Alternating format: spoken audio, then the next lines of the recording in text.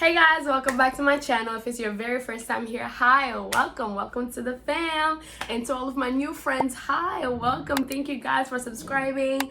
I really want to speak to you guys so that this doesn't feel so one-sided. So definitely comment down below whenever we're talking about anything, whether it's about investing, whether it's about cooking, whatever it is. I really want to speak to you guys and get to know y'all. So thank you for subscribing, and I'm excited to just get to know you guys. So today I felt a little chatty, and I was like, you know what, let me just speak about something that's been on my heart that I've been meaning to talk about. This video, actually, I was supposed to do this video 2 years ago, maybe not 2 years ago, maybe definitely last year, but I don't know, I just felt like I wasn't ready, but I definitely am ready now. And I really feel like I need to speak on this because in the spirit of graduation and everything that's going on, people are finally ending their academic careers, whether that's college or high school. Like, I feel like this is a very important time in people's lives, and I feel like I need to speak on what I've learned, what I've been through, in the hopes that maybe somebody else will be able to relate. So this video, I'm going to be speaking about post-grad depression. Yes, so post-grad depression is very, very real, and I wish that someone has spoken to me and explained to me that these were the things that I was going to be feeling afterwards. That would have helped me prepare myself mentally, but I guess I just didn't have that. But yeah, we're here now, and yeah, let's talk about it. So before we jump into some specifics, I want to give you guys some background about me. So I went to a predominantly white institution, which I don't mind, I don't regret not looking back, because a lot of people are, HBCUs, which is great, honestly. But I don't regret my PWI experience because that has built me up to be the person I am today. I've experienced all types of racism, all types of microaggressions. Like, having lived through it, I feel like I'm much prepared now for the real world, because the real world is in HBCU, so I don't mind, even though that experience would have been great, but I don't mind my PWI experience. But that's what I had. I went away for school, 8 hours away from home, which isn't too bad, but yeah, so that's what I did. I got a degree in biology and public health, and now I am in school pursuing my master's in public health as well. So that's kind of my educational background, and let's move back to the year now that I graduated. So I graduated in 2018, and I remember that whole year just feeling like I was, like, my senior year, I remember just feeling so overwhelmed. Like, the year had just begun, and I was just like, yo, what am I gonna do? I just felt so much pressure, not only from society and everyone else, like my family. I just felt so much pressure, and I just felt like I had to know what I was gonna do. I had to figure it out. And all that pressure definitely did not help my mental health at all, but we'll talk more about what that did. Let's talk more about school and my experience. So when I first started school, I went on a pre-med track. So I was for sure that I was gonna become a doctor. Mind you, this is something that I've wanted to do for a long time, but I never actually had, it wasn't like, how some people are like, I have to be this, I have this burning passion. I just said, yeah, I'm just gonna become a doctor. It wasn't a burning passion of mine. It wasn't like anything like that.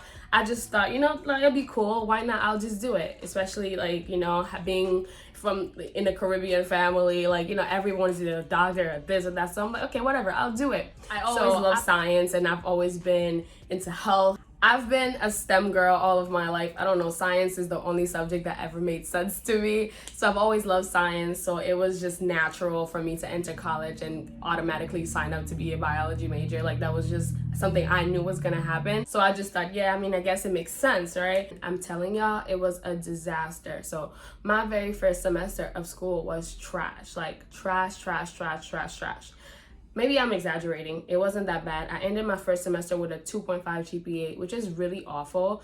It's not the worst, but it's really awful for me, especially for someone who's really, really hard on myself.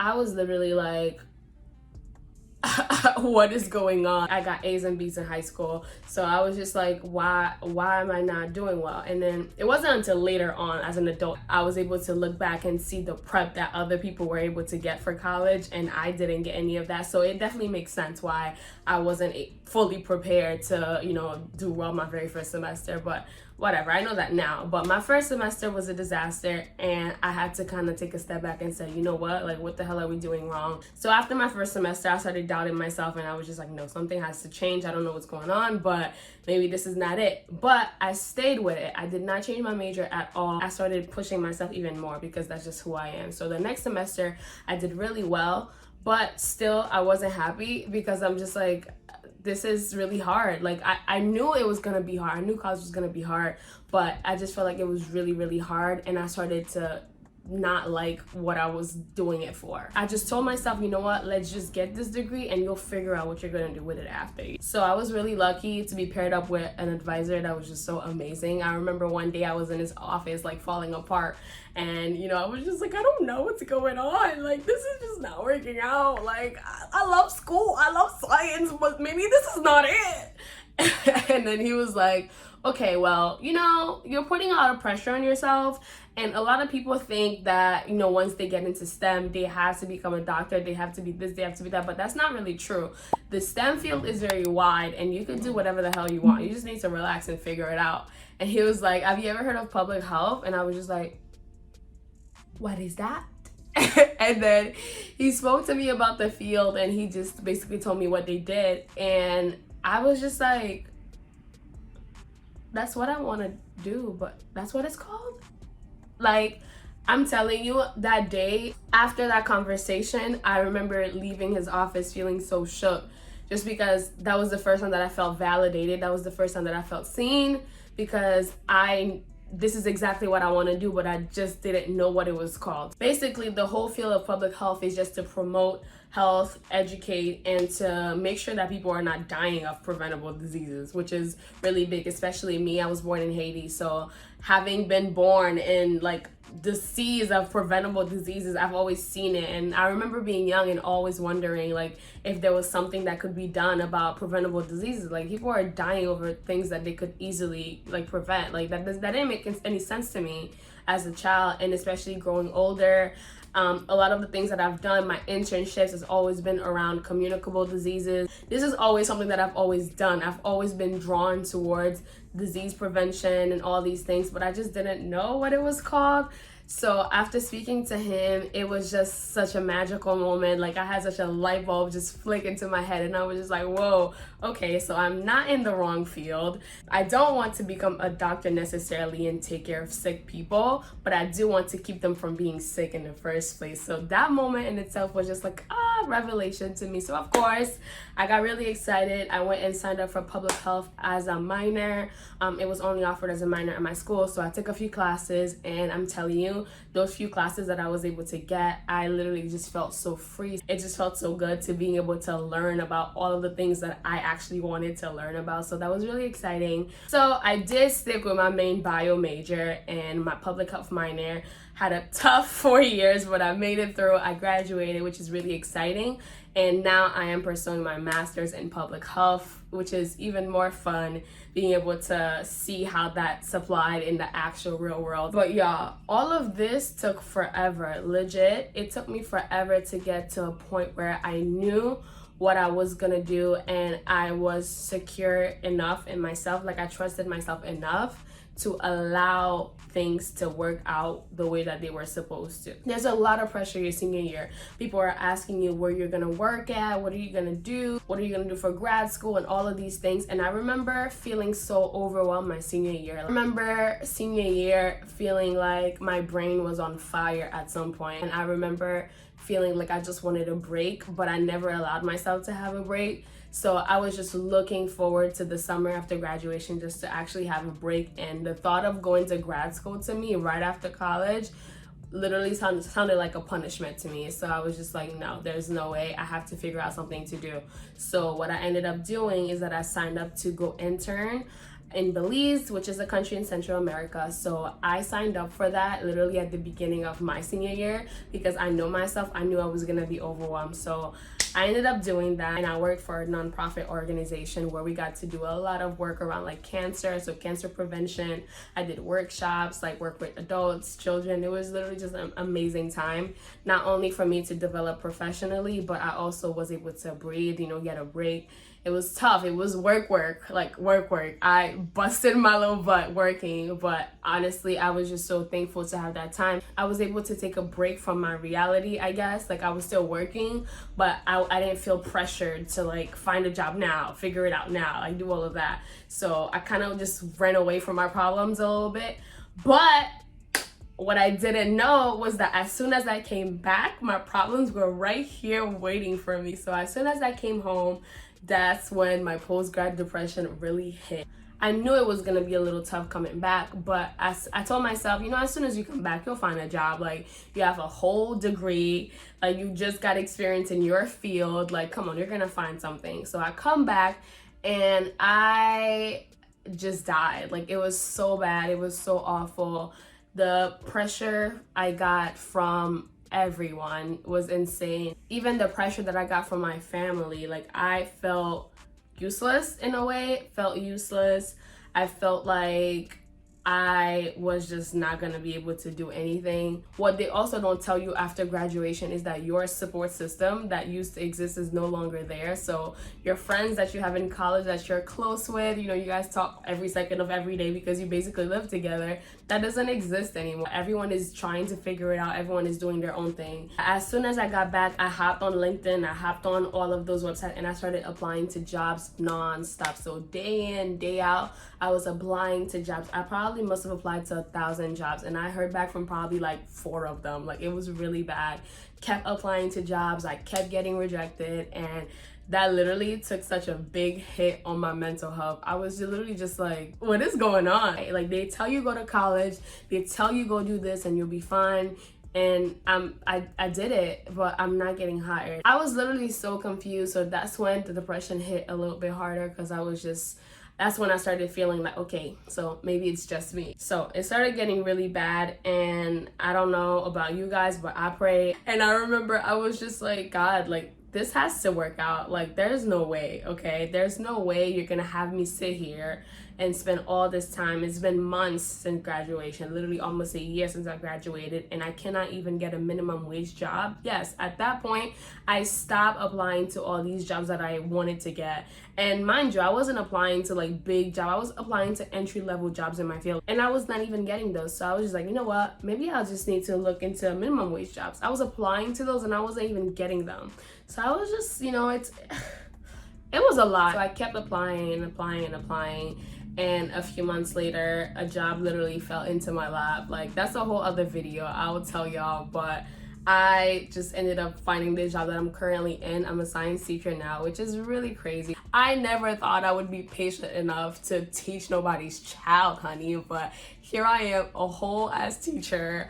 I teach 3 different grades. I'm a whole science teacher, and it's been so amazing. I just finished my very first year of teaching just a few weeks ago, and it's been so amazing. So I ended up finding a job, and here I am. And it's really crazy because if you had asked me during that moment where I was super depressed if I was gonna find a job, I would have told you no. Like, I remember it was really, really bad. I do wish though that at that time that I was more productive. I wish that I didn't let myself fully fall into my sadness, but like, it really felt like nothing was ever going to work out. So I really want to encourage you, if you're feeling like this today, like, do not let yourself fall so deep into your sadness, and try to remind yourself that you will make it, okay? Whatever it is that you want to do, that job you're trying to get, that school you're trying to apply for, whatever it is that you're trying to do, like, you will do it. It just takes time. Like, you have to just give yourself time to get there. You cannot be so unkind to yourself, especially if you're putting in the work. If you're putting in the work, you're being consistent, you're actively looking for how to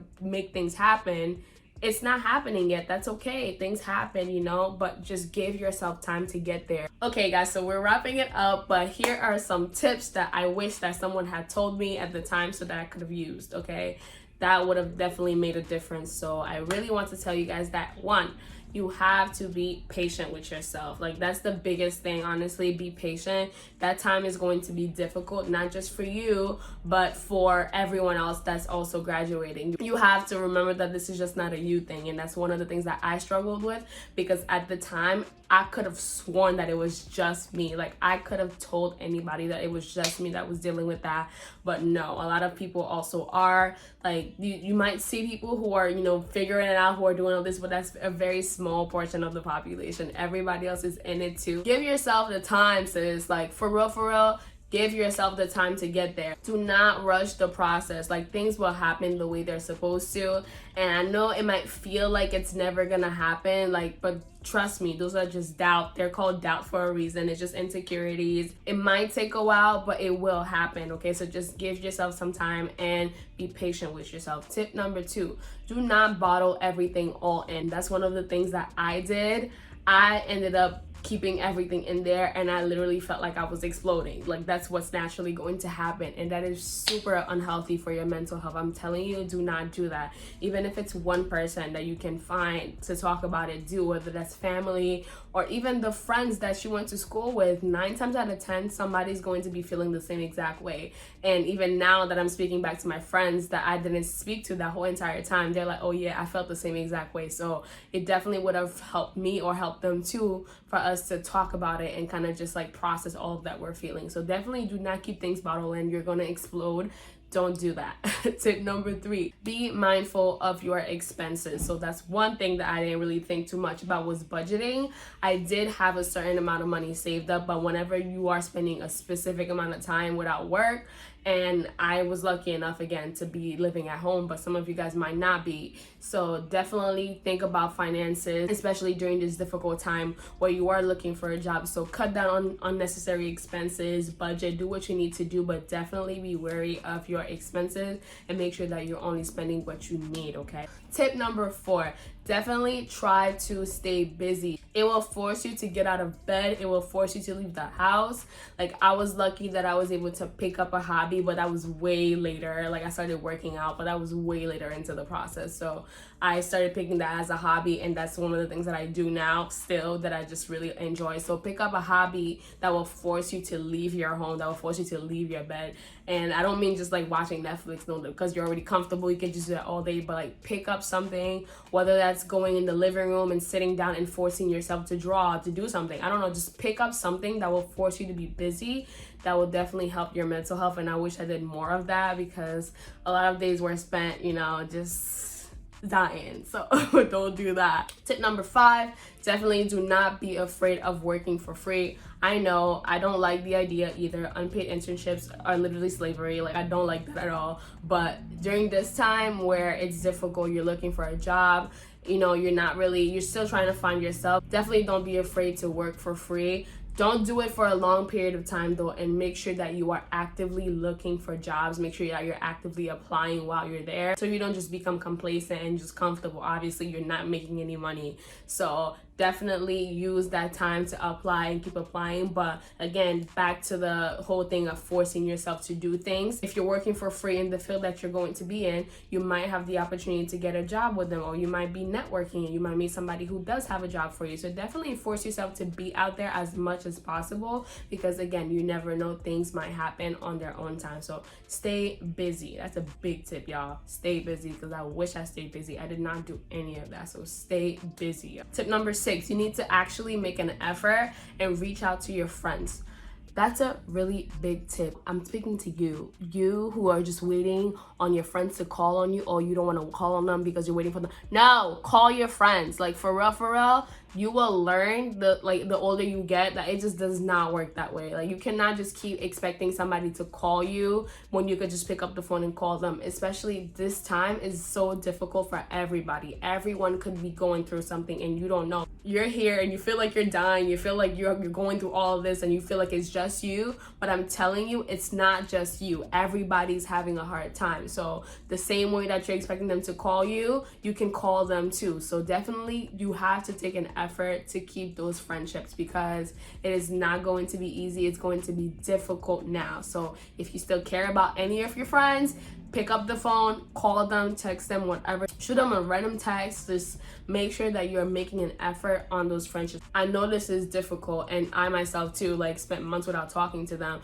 but it wasn't because I was waiting for them to call me. I just got into a place where I literally felt like I could not speak to anybody at all. But whenever I did get out of that rut though, I did call them, I did text them. Definitely find some time. It doesn't matter, it doesn't have to be every day. No one speaks to friends every day really, especially after college. So like, definitely take some time though and reach out whenever you can. You have to, and that's going to help you tremendously. I'm telling you, keep your friendship. And the last tip is to finally breathe. Like, that is so important. Like, literally breathe with me. Breathe. Like, you have to breathe. You have to take a break. You have to take a step back sometimes, because I remember that time feeling like everything was just happening so fast. Like, I was applying to jobs all the time, and I felt like I was just stuck in a routine, like a crazy routine at one point. Just wake up, sleep, eat, job application, wake up, sleep. It was just so miserable. And if I didn't take some time sometimes to just step back and like do something that I wanted to do every once in a while, I feel like I wouldn't be here speaking with you guys. I definitely had to take some time and say, you know what, I've been doing the best that I can this whole week.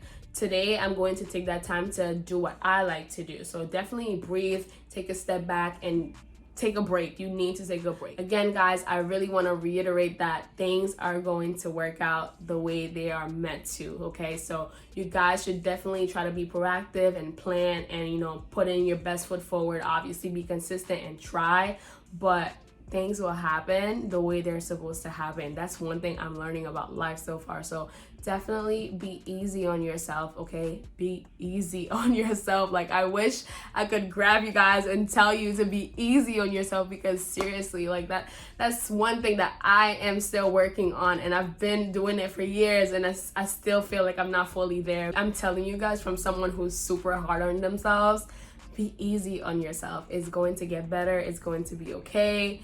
Just breathe. Things will take time, but you have that time, okay? So just be easy on yourself. Be kind to yourself. Practice positive affirmations every once in a while. Look at yourself in the mirror and be like, yo, you're smart.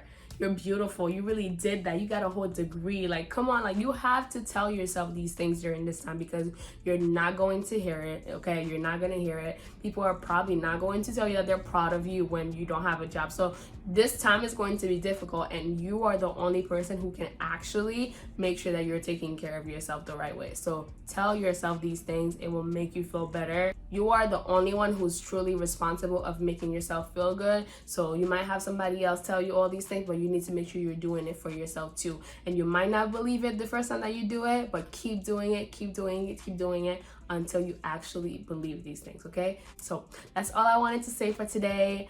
I hope you guys liked this video. I know this was a lot, but this was on my heart, and I really had to just let it out because this was a lot. I've been meaning to do this video for a while, so I'm finally glad that I was able to let it out. So thank you guys for watching. As always, if you like this video, give it a big thumbs up, and please subscribe if you like this video. That will really help out my channel and help with the YouTube algorithm. So please help out and support my channel. I will speak to you guys in the next video. Bye.